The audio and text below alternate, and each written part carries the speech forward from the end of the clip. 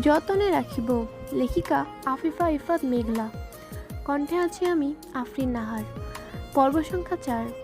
স্কুলের বেঞ্চে বসে ফুরফুরে মন নিয়ে অপেক্ষা করছি আমার ব্রেনলেস বান্ধবীর জন্য। কখন আমার মনের কথাগুলো রিয়াকে বলবো। যেন মনে হচ্ছে আমার পেটের ভিতর বাতাস গুড়গুড় করছে, হয়তো অতিরিক্ত খুশির কারণে। আর আজকেই রিয়াকে দেরি করতে হচ্ছে। উফ। হুট করে পিছন থেকে জড়িয়ে ধরে বলে, হাই পিতনি, প্রতিদিন তোর এভাবে এসে আমাকে আতঙ্কিত না করলে হয় না? সে কখন থেকে তোর জন্য অপেক্ষা করছি, আর তুই কিনা আমাকে অপেক্ষা করেছিস। আচ্ছা সরি, তো কি খবর আপনার কেয়ারিং কাজিনের? এ পর্যন্ত কয়বার বকাঝাড়ি শুনলি ভাইয়ের কাছ থেকে? বলি পিক করে হেসে দেয়। চুপ, এমন কিছুই হয়নি, বরং আমাকে অনেক সুন্দর সুন্দর উপহার দিয়েছে, যা আমি কখনোই কল্পনাতে আশা করিনি। কি দিয়েছে রে? কিস টিস করলো না তো আবার? হায় বল না বল না। আমি চোখ রাঙিয়ে রিয়ার দিকে তাকিয়ে বলি, তোকে অযথা আমি ব্রেনলেস বলি না। আজে বাজে চিন্তা নিয়েই থাকিস সব সময়। চুপ কর বস। আমি বলছি, ভাইয়া আমার জন্য আইফোন নিয়ে এসেছে, আবার ফেসবুক আইডিও খুলে দিয়েছে। জানিস আমি এখনও বিশ্বাস করতে পারছি না ভাইয়া এসব করে দিয়েছে। কিন্তু শোন না, ভাইয়া কি করে জানলেন আমি লুকিয়ে আমার ফোন দিয়ে ফেসবুক চালাতাম? লুকিয়ে তাকেও যে দেখতাম, এটাও কি জানে নাকি? আল্লাহ মালুম। ভাব কি লজ্জাটাই না পেলাম ভাইয়ার সামনে। আজকে আঞ্জুম ফুপিরা চলে যাবে, তা বলছিলেন ফুপি আম্মুকে। তখন বড় চাচি এসে বলে, আঞ্জুম আপ্পা আজ থেকে যান, আজকে নাকি পাত্রপক্ষ দেখতে আসবে মালিশাকে। এই কথা তাসকিন ভাইয়ার কান পর্যন্ত পৌঁছাতেই ভাইয়ার শরীরের লোম যেন দাঁড়িয়ে গেছে, তার হৃৎপিণ্ড যেন চলছেই না। সে অবাক দৃষ্টিতে বড় চাচির দিকে তাকিয়ে আছেন। আসলে মালিশা আপু আর তাসকিন ভাইয়া ছোটবেলা থেকেই একে অপরকে গোপনে ভালোবাসে। কেউ কাউকে এখন অবধি নিজের মনের কথা প্রকাশ করেনি। এভাবেই চলছে তাদের দিন, লুকিয়ে একে অপরকে দেখি। কিন্তু আজকে ভাইয়া আর মেনে নিতে পারছেন না। তার বোকা পাখির বিয়ে হয়ে গেলে তার কি হবে? সে কি করে সইবে? তাসকিন ভাইয়া উঠেই ভাইয়াকে কল করে, কারণ আব্রাহাম ভাইয়াই তার একমাত্র কাছের বন্ধু। তার মনের সব কথা সে জানে। আব্রাহাম, কই রে তুই ভাই? আমার তোকে যে খুব দরকার। এত মচকা যেহেতু দিচ্ছিস, নিশ্চিত কোনো বিপদে পড়েছিস। বল কি হয়েছে? কই তুই সেটা আগে বল। আমি একটু কাজে আসছি, খুব দরকার হলে কলেই বল না কি হয়েছে। মালয়েশিয়াকে দেখতে নাকি আজ পাত্রপক্ষ আসবে, বড়মামি বলেছিলেন আম্মুকে। ভালোই হয়েছে, আমার বোনকে তো আর তোর জন্য আজীবন বাসায় বসিয়ে রাখবো না, তাই ঠিকই হচ্ছে। তাই তোকে সবার আগে অগ্রিম বিয়ের দাওয়াত দিয়ে দিলাম, সময় মতো তাড়াতাড়ি এসে পড়িস। আজ আমার বিপদে এভাবে মজা নিচ্ছিস না, এদিন কিন্তু তোরও আসবে, ভুলে যাস না। তাই বলছি আমাকে সাহায্য কর ভাই, আমার একা সামলানো সম্ভব না। আচ্ছা রাখ ফোন, বাসায় এসে দেখছি কি করা যায়। স্কুল ছুটি হয়েছে 15 মিনিট খানি আগেই। দুই বান্ধবী গল্প করে আস্তে ধীরে বের হচ্ছিলাম, আর তখনই দেখতে পাই স্কুলের মেইন গেটের সামনে বাইকের সাথে হেলান দিয়ে দাঁড়িয়ে আছে আব্রাহাম ভাইয়া। কালো শার্ট পরা, চোখে সানগ্লাস, চুলগুলো বাতাসে হেলদোল খাচ্ছে। দেখতে যে কি লাগছে ভাইয়া কি! আমাকে হাঁ করে দাঁড়িয়ে থাকতে দেখে আমার দৃষ্টি মিলিয়ে রিয়াও বাহিরে তাকিয়ে থাকে। কি রে নীলা, আমি যাকে ভাবছি এই কি সে? রে, রিয়া, উনি আমার আব্রাহাম ভাইয়া। কিন্তু সে এখানে আমাদের স্কুলের সামনে কেন? কেন আর, অবশ্যই তোকেই নিতে এসেছে। সামনে আগতে ভাইয়া ও আমাদের কাছে এসে দাঁড়ায়। এত লেট করে কেন বের হচ্ছিস স্কুল থেকে? বলছিলাম না অযথা বাইরে সময় নষ্ট করবি না। বাইরে আজ অনেক গরম, মাথার উপর সূর্যের তাপ, আর সাথে ভাইয়ার এন্ট্রি দেখে আমি বেহুশ হয়ে পড়ার মতো অবস্থা। গলাও শুকিয়ে কাঠ হয়ে যাচ্ছে। জিপা দিয়ে ঠোঁট ভিজিয়ে ভাইয়াকে বলি, আসলে ভাইয়া ফ্রেন্ডের কাছ থেকে নোট কপি করে নিচ্ছিলাম তো, এজন্য দেরি হয়েছে। আর আপনি যে আমার জন্য এসে বাইরে অপেক্ষা করবেন, তার জন্য জানা ছিল না আমার। কে বলেছে তোকে আমি তোর জন্য অপেক্ষা করছিলাম? আমি আমার বন্ধুর সাথে এখানে এসেছি। এটা শোনা মাত্রই রিয়া ফিক করে হেসে ফেললে। আমার ইচ্ছে করছিল মাটির ভিতরে গিয়ে লুকিয়ে পড়ি। এভাবে রিয়ার সামনে ভাইয়া অপমানটা না করলেও পারতেন। আমি রিয়ার দিকে অগ্নি চোখে তাকিয়ে ভাইয়াকে বলি, আচ্ছা ঠিক আছে ভাইয়া, তাহলে আমি বাসায় চলে যাই। এতক্ষণ হয়তো ড্রাইভার চাচা এসে পড়েছেন। তোকে না বলেছি আমার দিকে তাকিয়ে কথা বলতে?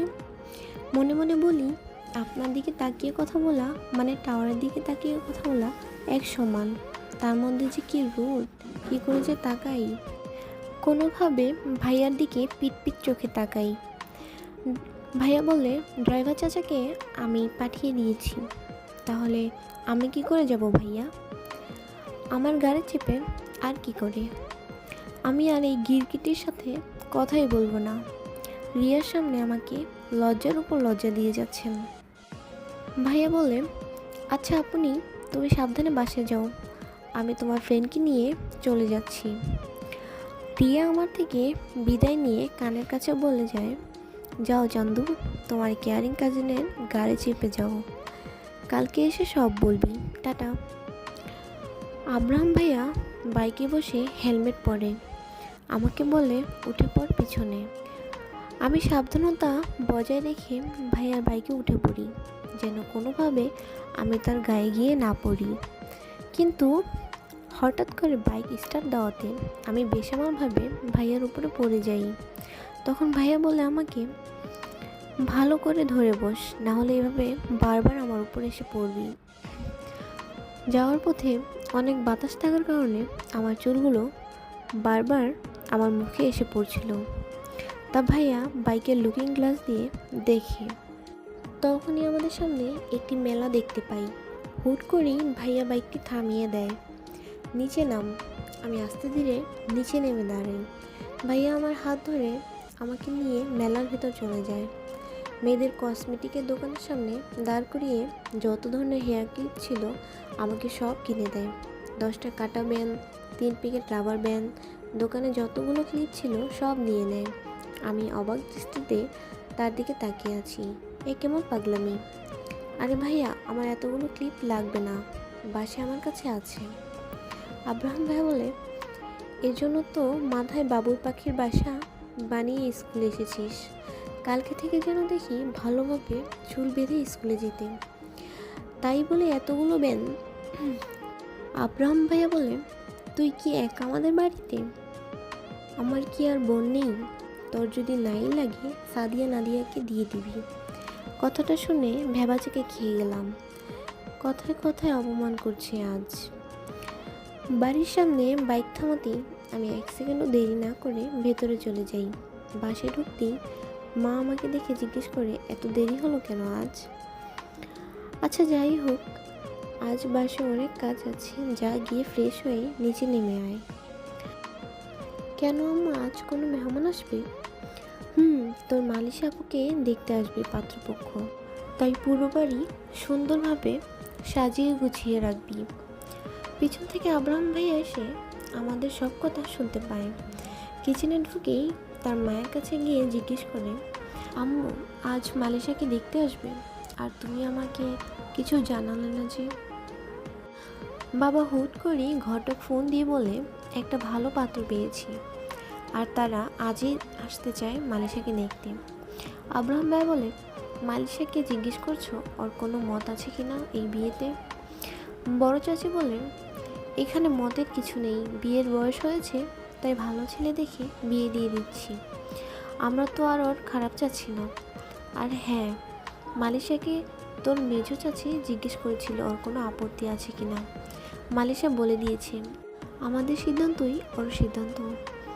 আব্রাহাম ভাইয়া বলে, গলায় ছড়িয়ে বসিয়ে যদি জিজ্ঞেস করো কেমন আছিস, সে তো বলবে ভালোই। আমি ভাই হিসেবে মালিশের কাছে যাচ্ছি জানার জন্য যে ওর কোনো অমত আছে কিনা বিয়েতে, তারপর যা হবার হবে। বলেই ভাইয়া রাগান্বিতভাবে উপরে উঠে মালিশা আপুর রুমে যায়। ভাইয়াকে এত রেগে থাকতে দেখে আমিও পিছু নিই, কিন্তু গিরগিটি ভাইয়া আমার মুখের উপর দরজা লাগিয়ে দেয়। আজ অপমানের উপর অপমান করছে আমায়। নিজের রুমে ভাইয়াকে দেখে মালিশা আপু চুপ করে বিছানায় বসে জানালা দিয়ে বাইরের দিকে তাকিয়ে আছে। ভাইয়া পাশে বসে আপুকে বলে, খাঁচার ভিতর থেকে বাইরে ওঠার মন চাইলেই হবে না, সাথে ইচ্ছেও থাকতে হবে। আর কত এভাবে চুপ থাকবি? এত নিশ্চুপ শান্তশিষ্ট মেয়ে আমি কখনোই দেখিনি। কোনো কিছুর আবদার করতেও দেখিনি, অপছন্দের জিনিসের জন্য প্রতিবাদ করতেও দেখিনি। এমন কেন তুই? আমার বড় বোন হওয়া সত্ত্বেও কখনো আমাকে শাসন করতেও দেখিনি, বরং আমি তোকে বকা শাসন করে রাখি। আচ্ছা, এসব না হয় মেনে নিলাম, কিন্তু তোর ভবিষ্যৎ নিয়েও কি তোর কোনো মাথা ব্যথা নেই? যাকে এত বছর ধরে নীরবে ভালোবেসে এসেছিস, আর আজ কিনা তার সব বিসর্জন দিয়ে দিচ্ছিস। তোর কথা না ভাব, যে ছেলেটা তোর জন্য এত বছর অপেক্ষা করেছে তার জন্য কি মায়া নেই? তুই এখন পর্যন্ত তাসকিন সামনে নিজের ভালোবাসা কবুল করিসনি বলে সবার কাছে তোর হাত চাওয়ার সাহস পাইনি। আর তুই কিনা এক অচেনা মানুষকে বিয়ে করতে রাজি হয়েছিস। মালিশা আপু চুপ করে ভাইয়ার বলা প্রতিটি কথা নীরবে শুনছেন আর চোখের পানি ফেলছেন। মালিশা আপু বলে, আমি কি করে সবাইকে বলবো বল, যে মেয়ে কখনো একটি জামার জন্য বাবার কাছে বায়না করেনি, আর আজ কিনা ভালোবাসার জন্য আবদার করব? আমি কখনোই পারবো না রে। থাক না, কিছু ভালোবাসা অপূর্ণ, সবাইকে কি পূর্ণতা পেতে হবে? এতদিন যেহেতু দূর থেকে ভালোবেসেছি, বাকিটা জীবন না হয় এভাবে তার বিরহে কাটিয়ে দিলাম। আব্রাহাম ভাইয়া বলে, বুঝেছি, যা করার আমাকেই করতে হবে। আব্রাহাম ভাইয়া রুম থেকে বের হয়ে তাসকিন ভাইয়ার কাছে যায়। শোন তাসকিন, এতদিন চেয়েছি তোদের দুজনের ভালোবাসা প্রকাশ করাতে একে অপরের কাছে, কিন্তু এখন ব্যাপারটা দেরি হয়ে গেছে। তাই তোরা না হয় বিয়ের পরে প্রেম করিস। এখন আমাদের পরিবারের সবাইকে রাজি করানোর পালা। তাসকিন ভাইয়া বলে, কিন্তু মামা কি মেনে নিবে আমাদের এই সম্পর্ক? কারণ তুই তো জানিস আমি মালিশার থেকে 5 মাসের ছোট। এই নিয়ে যদি তারা সমস্যা তৈরি করে। আব্রাহাম ভাই বলে, 5 মাস আগে জন্ম নিয়ে কি এমন বিশ্বজয় করে ফেলতি? তোরা দুজন ঠিক আছিস, আমি বাকিটা সামনে নেব, চল এখন। দুপুরে অফিস শেষে বাড়ি ফিরে আব্বু, বড় চাচু, ছোট চাচু একসাথে যে যার মতো ফ্রেশ হতে চলে যায় যার যার রুমে। আব্রাহাম ভাইয়া অপেক্ষা করছেন সবাই যখন খাওয়ার জন্য একসাথে হবে খাবারের টেবিলে, তখন সে তাসকিন ভাইয়া, মালিশা আপুর কথা বলবেন সবাইকে। তাসকিন ভাইয়া আর মালিশা আপু, আব্রাহাম ভাইয়া, নিশি আপু আর আমি একসাথে বসে আছি। মালিশা আপু ভয়ে অনেক কান্না করছেন, সে বাবার সামনে এই ব্যাপার নিয়ে কিভাবে যাবে। কিছুক্ষণ পরে সবাই খাওয়ার জন্য একত্রিত হয়েছে খাবার টেবিলে। তখন ভাইয়া নিচে আসে, সাথে আমরা সবাই, ও ভাইয়া পিছু নেই। নিচে নামতেই বড় চাচি ভাইয়াকে দেখে চোখে ইশারায় বলছে যেন কোনো কথা যেন না তোলা হয় সবার মাঝে। ভাইয়াও চাচ্ছিলেন না খাবার সময় এই ঝামেলা নিয়ে কথা বলতে, কিন্তু কিছু করার নেই, বিকেলের আগেই আমাদের এই সমস্যা সমাধান করতে হবে। আব্রাহাম ভাইয়া বলে, আব্বু ফুপি, তোমাদের সাথে আমার কিছু কথা বলার আছে। বড় চাচু বলে, খাওয়া দাওয়া শেষ করো, তারপর যা বলার বলো। না আব্বু, আমাদের যা করতে হবে এখনই করতে হবে, তাই আমাদের এখন এই মুহূর্তে কথা বলা জরুরি।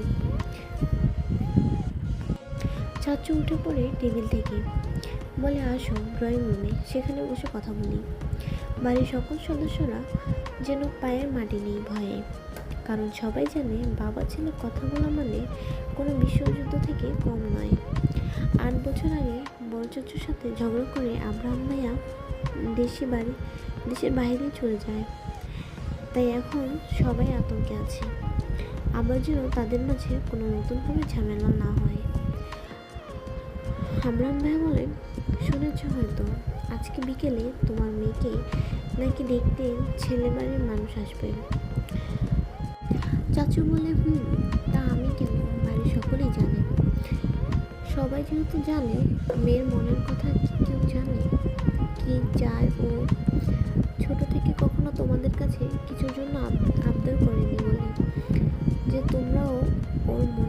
রাখবে না? তোমরা যেভাবে যা চেয়েছো মেয়েটা সব কিছু মাথা পেতে মেনে নেয়। আজ 2 বছর ধরে মেয়েটা বাড়ির মধ্যে পড়ে আছে। চিন্তা করেছো ও কি চায়? বাসায় থাকতে চায় নাকি চাকরি করতে চায়? আমি যতটুকু জেনেছি, তুমি জানতে মালিশা চাকরি করতে চেয়েছিল। তা মালিশা আম্মুকে বলে, আম্মু তোমাকে বলেছিল, তুমি এক ধমকে আম্মুকে চুপ করে দিয়েছো। শেষ। এইখানে মাটি চাপা পড়ে গেল আমার বোনটার স্বপ্ন। কথাগুলো ভাইয়া একদমই চাচুকে বলে। তারপর চোখ বন্ধ করে নিজেকে ঠিক রেখে মালিশা আপুর হাত ধরে চাচুর সামনে এনে বলে, আজ তোমার মেয়ে তোমার কাছ থেকে কিছু চাইবে। আশা করি তুমি অমত করবে না। এত কিছু শোনার পরেও চাচু অবাক দৃষ্টিতে মালিশা আপুর দিকে তাকিয়ে বলে, হচ্ছেটা কি এখানে? আমাকে কেউ বলবে? তখনই মালিশা আপু কেঁদে ফেলে।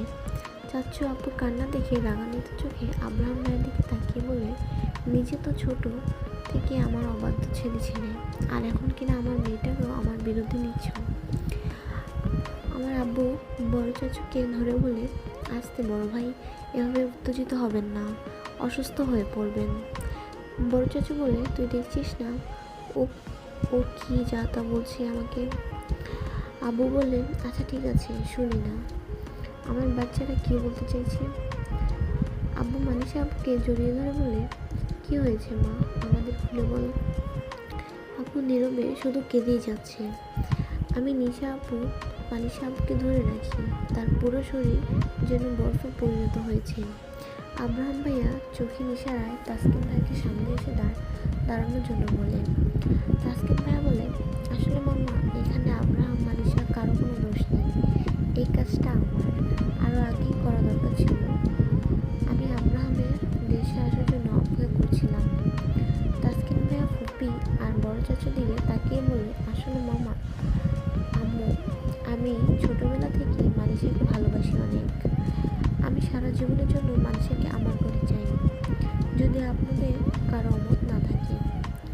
ফুপি বলে, তাসকিন, তুই এসব কি বলছিস? মানিশা তোর বড় বোন, ভুলে গেছিস? আমি জানতাম আম্মু, তোমরা এই বয়সটাকে খুঁত হিসেবে ধরবে, তাতে কি হয়েছে?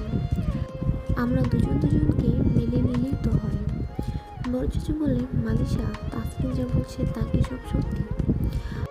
আপু আসামিদের মতো মাথা নিচু করে দাঁড়িয়ে আছে, আর তার শরীর থরথর করে কাঁপছে।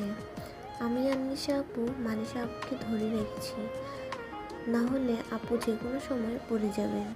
আব্রাহাম ভাইয়া বলে, যা শুনেছ সত্যিই তো হবে। আমরা কি তোমার সাথে মজা করছি? তোমরা কেউ মালিশের সাথে উচ্চকণ্ঠে কথা বলবে না। অনেক সহ্য করেছ ও, সব কিছু মাথা পেতে চলেছে, এখন আর না। এইবার মেয়েটাকে শান্তিতে বাঁচাতে দাও তোমরা। বড় চাচু বলে, তাসকিনের জায়গায় ও অন্য কোনো ছেলের কথা বললে আমি মেনে নিতাম, কিন্তু নিজের বয়সে ছোট এমন ছেলেকে কেন বেছে নিল? আমাদের আশেপাশে কি মানুষ কে বলবে? আমাদের একটা ভালো পরিচয় আছে এই সমাজে। আব্রাহাম ভাইয়া বলে, বিশ্বাস করুন, আমি আপনার এই ডায়লগটি আশায় ছিলাম। কখন আপনার জীব সমাজের কথা টেনে আনবেন? আপনার কাছে শুধু এই সবরই মূল্য আছে। লোকে কি বলবে, সমাজ কি মেনে নেবে? নিজের সন্তানের ভালো থাকার কোনো মানেই নেই আপনার কাছে। চাচু বলে, আব্রাহাম, মুখ সামনে কথা বলো। সে কখন থেকে দেখছি যা ইচ্ছে তাই বলে যাচ্ছ। চাচু এত গর্জে ওঠে যেন চাচুর বলা প্রতিটি কথা আমাদের বাড়ির দেওয়ালেও যেন ভয় কেঁপে ওঠে। মানিশা আপু ভয়ে বড় চাচুকে গিয়ে বলে, বাবা, অনুরোধ তোমাদের কাছে, আমাকে নিয়ে তুমি আব্রাহামের সাথে খারাপ আচরণ করবে না। আমার ভাই অনেক বছর পর আমাদের মাঝে ফিরে এসেছে। আব্রাহামকে আর হারাতে চাই না বাবা।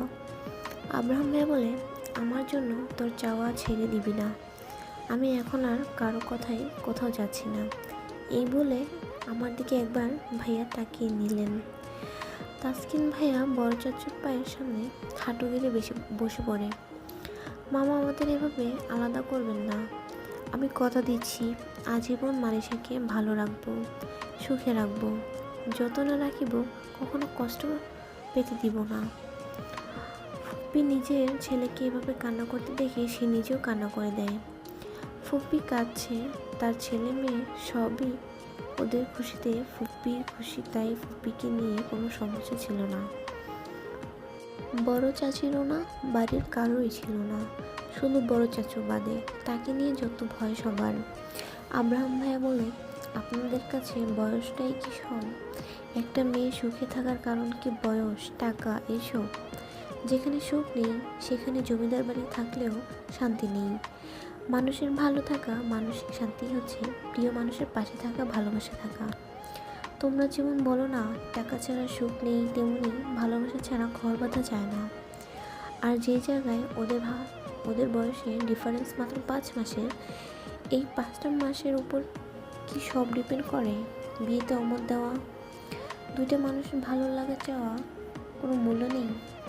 ছোট চাচু আব্বু মিলে বড় চাচাকে বুঝিয়ে বলে, থাক না ভাই, আমাদের মান সম্মানের কথা, আমাদের ছেলে মেয়ে খুশি মানেই আমাদের খুশি, ওদের জন্য কি আমরা এইটুকু স্যাক্রিফাইস করতে পারবো না? মালয়েশিয়া আমাদের বাড়ির বড় মেয়ে বলে কথা। বড় চাচু কিছুক্ষণ চুপ থেকে বড় চাচির দিকে তাকিয়ে বলে, তোমার কিছু বলার নেই? বড় চাচি বলে, আমার মেয়েটা কখনো নিজের জন্য কিছু চায়নি, আজ প্রথম আমাদের কাছে কিছু চাচ্ছে, কীভাবে ফিরিয়ে দিই বলো? বড় চাচু বলে, ফুপিকেও জিজ্ঞেস করে, তোর কি কিছু বলার আছে? ফুপি সেম উত্তরই দেয় বড় চাচুকে। বড় চাচু বলে, ঠিক আছে, তোমাদের যা ইচ্ছে করো, আমার আর কিছু বলার নেই। কথাটা বলেই চাচু রুমে চলে যায়। এতে সবাই বুঝে নেয় যে আপুদের সম্পর্ক মেনে নিয়েছে চাচু, কিন্তু সবার উপর রাগ করে আছেন তিনি। চলবে।